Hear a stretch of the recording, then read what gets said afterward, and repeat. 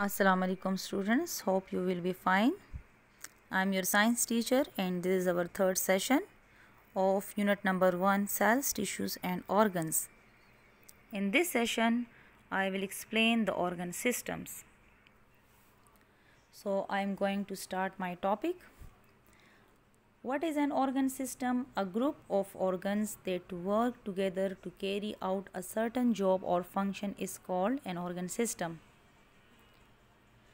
Okay students, I am going to discuss the main organ systems in the human body. Different organ systems perform different functions in order to perform proper functioning of the body. These organ systems includes excretory system, skeletal system, circulatory system, digestive system, respiratory system and nervous system. The first system that we will discuss is excretory system. This system consists of kidneys, ureters, urinary bladder and urethra. As you seen in the diagram, kidneys are bean-shaped structures which filter the blood and removes waste materials from the body in the form of urine. Kidneys also maintain the level of liquids in our body. Ureters are the tubes. You can see in the diagram the tubes which connect kidneys to the urinary bladder. Ureters collect urine from the kidneys and take it to the bladder. Bladder stores the urine for some time and allowing the urination to be controlled by the contraction of muscles present in its bones. Urethra is an opening through which urine is passed out. The function of excretory system is that it controls the amount of liquid in our body. Another function is that it removes liquid waste from the body. Next is the skeletal system. The skeletal system consists of bones and muscles. Look at the diagram of skeletal system. It is the framework of the body, whereas the muscles help in the movement of bones by contracting and relaxing as they are attached to the bones.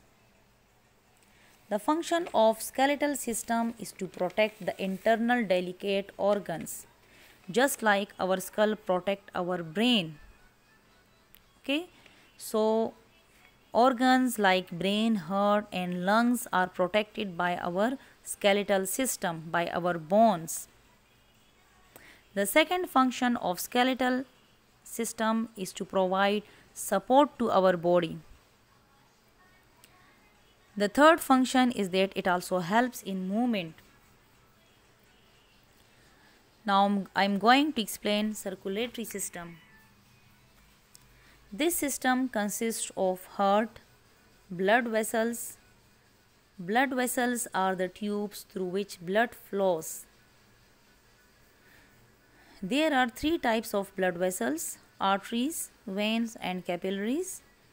Arteries are the largest in size and capillaries are the smallest, so that they can supply blood to all parts of our body. The function of circulatory system is to supply blood around the body and transport nutrients such as digested food, oxygen, carbon dioxide, urea, hormones and heat. Hormones are the chemical substances that control activities of the body. Next is the digestive system. The digestive system consists of mouth, esophagus, stomach, small intestine, large intestine, liver, pancreas and anus. Esophagus is a tube which connects mouth to the stomach. For example, when we eat food or drink water, food goes into the esophagus first and then into the stomach. Stomach is an organ in which food breaks down into smaller pieces to give us energy.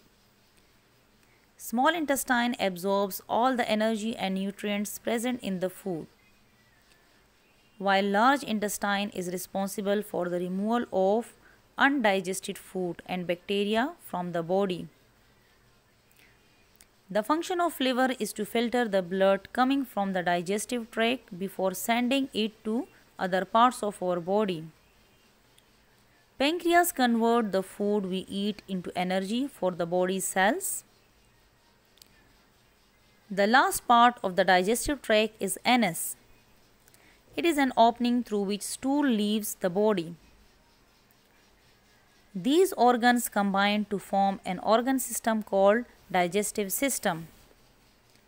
The function of digestive system is to break down food into smaller pieces and convert it into a form which can be easily absorbed into the blood. Next system is the respiratory system. Respiratory system consists of nose, trachea, bronchi and lungs. Nose is the primary organ of smell, and air comes from outside into the body through nose. Trachea or windpipe is the tube-like structure that allows the air that you breathe in through your mouth to travel to your lungs. Bronchi, singular, is the bronchus are the tubes which enter the lungs. Bronchi receive air from trachea and send it to both lungs. Lungs are the organs where exchange of gases takes place. The function of respiratory system is that it allows the exchange of oxygen and carbon dioxide gases between the blood and air in the lungs.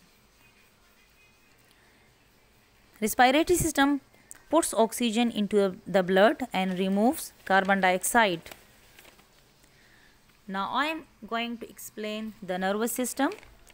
Nervous system consists of brain, spinal cord and nerves.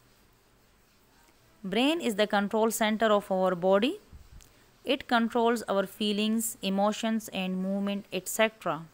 by sending and receiving messages. The spinal cord sends messages from brain to different parts of our body with the help of nerves to perform an action.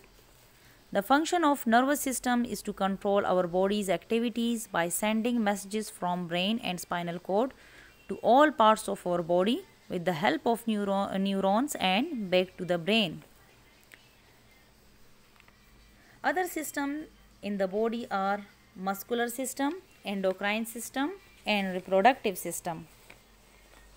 First one is muscular system. The main function of muscular system is movement.